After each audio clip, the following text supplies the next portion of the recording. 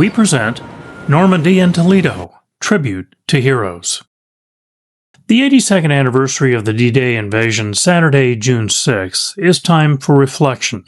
D-Day observances marked the beginning of the end of World War II, when America and its allies invaded Europe at Normandy, France. For the next 2 days on Sylvania Spotlight, we will talk with Robin Hage.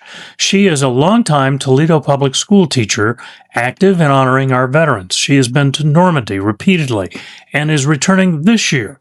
Robin organized a letter-writing effort. Students wrote letters to the 26 service members from the Toledo area whose remains are buried at the American Cemetery in Normandy. The letters were carefully placed on the headstones of these men from Northwest Ohio. Well, in second grade, there's a standard form of writing. So, of course, they put Dear Veteran and they put the date that they wrote the letter. And the opening sentence was started for them. It says, Dear Veteran, we thank you. And then the students could write whatever they want. Most of them centered around the idea that they themselves had veterans in their family and their loved ones came back and were safe. So they were appreciative in their writing, and they connected it to their own personal veterans and their families, and they mentioned how brave these people were. Beginning tomorrow, you will hear Robin's compelling conversation about how the project involving World War II veterans began. You'll hear about some of the Toledo soldiers who were killed protecting our freedom. It is worth your time to listen to our emotional conversation tomorrow and Wednesday at 8, noon, and 4 p.m. On Thursday and Friday of this week, we will take you to Normandy. I was honored to take my family, including our grandchildren, to these hallowed grounds.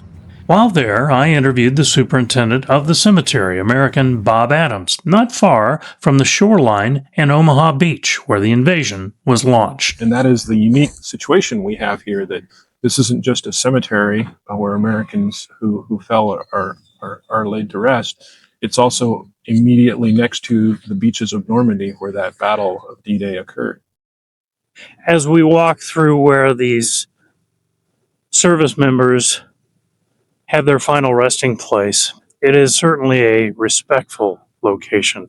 Today, the sun is shining. There are crowds gathered to pay their respects to these men who serve their countries.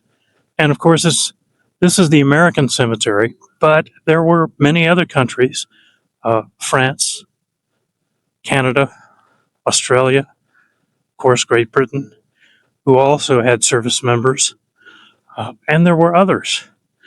The sense you get walking through the hallowed grounds here is one of complete and utter gratitude and respect.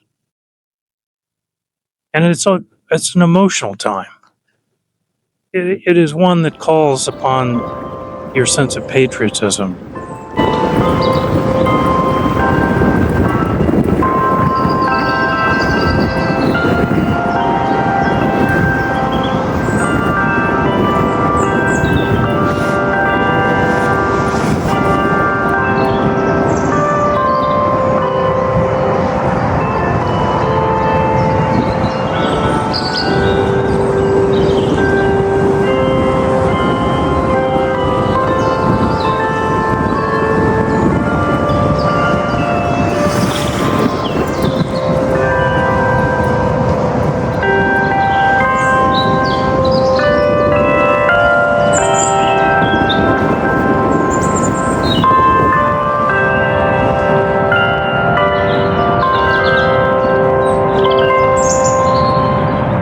The American Cemetery at Normandy is, as you would expect, very solemn and quiet, punctuated with sounds of footsteps, chirping birds, and, as you heard, periodically interspersed with the notes from our national anthem and taps. Bob talked about the dignity of the cemetery and the mission of the American Battle Monuments Commission, which has oversight of the cemetery.